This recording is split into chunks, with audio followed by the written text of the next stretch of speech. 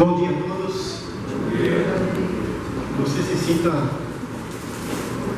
muito bem nesse lugar onde nós decidimos, escolhemos estar aqui com um único propósito de adoração, adorar o nosso Deus. Agradeço a Deus sempre pelo privilégio de poder nos dar condições de acordar mais um dia, de poder vivenciar mais um dia, de poder estar com os irmãos mais um dia. E nesse dia, um dia ainda mais especial, porque ele é sábado, um dia de um mês especial, porque esse mês nós comemoramos datas especiais, né? Já falamos aí do Ministério da Mulher, aliás, ouvimos os anúncios sobre o Ministério da Mulher, e falando um pouco sobre o Ministério da Mulher, eu gosto muito dessa data, desse mês, né? Mês de março, porque eu me lembro quando eu me casei e nós fizemos planos para que tivéssemos filhos, então a Jéssica nasceu. E a minha mãe, como as pessoas mais antigas diziam, né? Minha mãe sempre dizia, não, o bom é ter dois, mas não para os meninos, tem que ter um menino também, porque senão tem que ter um menino. Mas veio mais uma menina. Então eu agradeço a Deus a cada dia, porque Deus, nós vemos pela história da criação que Eva foi tirada da costela de Adão. E eu tenho como alegria de que duas foram tiradas da costela talvez, mas uma não foi tirada de mim. Uma foi trazida até mim para me completar, para ser minha companheira, para ser a minha melhor metade. Então eu agradeço a Deus a cada dia, pela minha família, pelas pessoas que Deus tem colocado na minha vida, e agradeço a Deus pela forma como elas têm me ajudado no crescimento espiritual. Então eu agradeço a Deus por tudo. E uma outra data especial também no mês de março, né? É que no mês de março é um mês que eu comemoro meu aniversário, que é no dia 11 de março. Então alguns já sabem, mas para os que não sabem, tá? Depois você me fala aí que eu mando a chave do Pix, né? Porque hoje parece que tudo é Pix, né? Então aí você deposita lá uma quantia irrisória lá, tá? Para que o presente seja contado. Mas enfim, já foi dito aqui dos anúncios, né? Nós estamos começando aí uma semana de mordomia, uma semana de fala de fidelidade. E eu queria dizer já de princípio, nós vamos ter aqui mais 3 dias, né? Domingo, quarta e sábado, com o encerramento. E eu já quero dizer de antemão para os irmãos, não se preocupe com a semana de mordomia. Não se preocupe, porque a semana de mordomia muitas vezes ela espanta irmãos da igreja. A semana de mordomia está enraizada na mente das pessoas quando se fala em mordomia, se fala em dinheiro, se fala em finanças. Mordomia não é simplesmente dinheiro, não é finanças, porque se fosse assim, aquela conversa que Jesus teve com o jovem rico não teria afastado o jovem rico da presença de Cristo, porque o jovem rico devolvia dízimo e trazia ofertas para a igreja. Não estou dizendo que nós não devemos dizimar nem ofertar, que isso faz parte da fidelidade, mas não é o todo baseado na fidelidade, porque a fidelidade é de tudo que nós temos e o que nós somos diante de Deus, que é o Criador. Então essa é a verdadeira essência da verdadeira fidelidade, da mordomia cristã. Tudo que você diz que eu tenho, que nós temos, nós não temos. Simplesmente nós somos mordomos daquilo que Deus colocou aos nossos cuidados. E eu queria pedir para você abrir a sua Bíblia. Vamos abrir a nossa Bíblia no livro de 1 Pedro. 1 Pedro no capítulo 7, aliás, capítulo 4, a partir do verso 7. Deixe a sua Bíblia aberta e nós vamos orar mais uma vez. Senhor nosso Deus, bom estar na Tua presença nesta manhã de sábado. Obrigado, Senhor, pela oportunidade que o Senhor dá a cada um de nós de podermos estar aqui neste lugar para juntos orarmos e agradecer por aquilo que o Senhor tem feito na nossa vida. Que o Senhor abra nossa mente, nosso coração diante desta mensagem, que seja o encontro com as minhas e com as necessidades de cada um aqui nesta manhã, em nome de Jesus. Amém. 1 Pedro capítulo 4, a partir do verso 7, nós lemos: Ora, o fim de todas as coisas está próximo. Sede, portanto, criteriosos e sóbrios. Todos encontraram? Estão ouvindo alguém folheando a Bíblia ainda? Vou esperar um pouquinho. 1 Pedro, capítulo 4, verso 7. Ora, o fim de todas as coisas está próximo. Sede, portanto, criteriosos e sóbrios, a bem das vossas orações.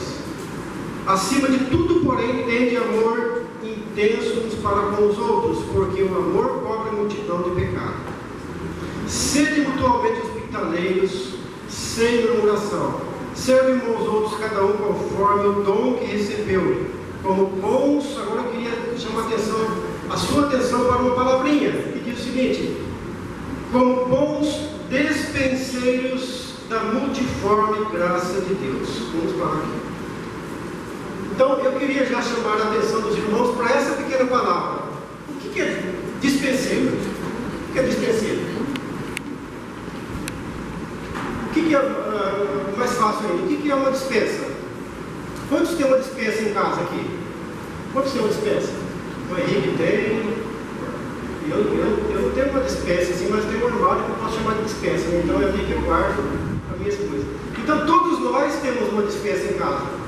E quando nós vamos pegar alguma coisa dessa dispensa e ali está faltando, então a gente já traz um alerta para a família. Olha, nós precisamos de comprar isso, de buscar isso. Olha, não dá para fazer isso porque acabou. Então nós precisamos abastecer a dispensa.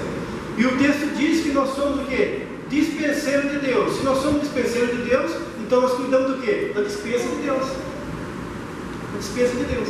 Mas para a gente entender sobre essa dispensa de Deus, eu queria convidar você agora para a gente lembrar um pouco do que fala sobre essa dispensa de Deus. Então nós vamos abrir o Gênesis capítulo 3. Gênesis capítulo 3.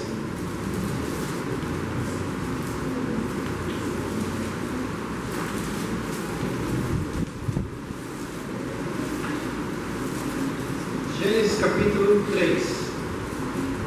Então, para a gente entender um pouco da dispensa de Deus, nós vemos que Gênesis, no capítulo 3, nós vamos falar sobre a queda do homem, mas em Gênesis, a partir do capítulo 1, nós vemos a criação de Deus. Então, Deus criou todas as coisas, e agora, depois da criação de Deus, então, ele cria o homem, a mulher, e coloca no jardim, e diz para Adão e Eva: olha, isso aqui tudo agora é seu. É isso que Deus falou? Sim ou não? Sim ou não? Deu para Adão e Eva ou não? Não. Deus não deu para Adão e Eva. Deus disse: olha, isso aqui é meu, mas essa dispensa é vocês que vão cuidar. Adão, eu vou te dar um trabalho, Adão. Eu queria que Deus tivesse dado esse trabalho para mim. Eu queria esse Adão nessa época. Adão, você vai colocar nome nos animais. Eu fico imaginando que privilégio, irmãos. Você vai pôr nome nos animais. Quando você ganha um animalzinho de estimação, você pensa: que nome nós vamos colocar nele? E tem uma cabritinha lá que até hoje não tem nome. Fala assim, nome aí. Nós chamamos ela de Pita, né? Porque é cabrita, né? Então Pita. Por enquanto é Pita, não tem nome. Mas nós pensamos no animalzinho: que nome nós vamos colocar? E alguns escolhem lá o nome que acha mais bonitinho lá e colocam no seu animalzinho. Então Adão recebeu de Deus esse jardim. Adão, isso aqui não é seu, isso aqui é meu, Adão, mas você vai cuidar. Essa dispensa é sua, Adão, é você que vai cuidar, vai pôr nome, vai cuidar do jardim, vai cuidar das plantações, vai cuidar de tudo. Isso aqui, você é o meu mordomo, você é que vai cuidar de tudo. E nós sabemos da história, porque diante da criação nós vemos tudo muito bonito, muito maravilhoso, mas no capítulo 3 de Gênesis, a coisa não fica tão bonita assim.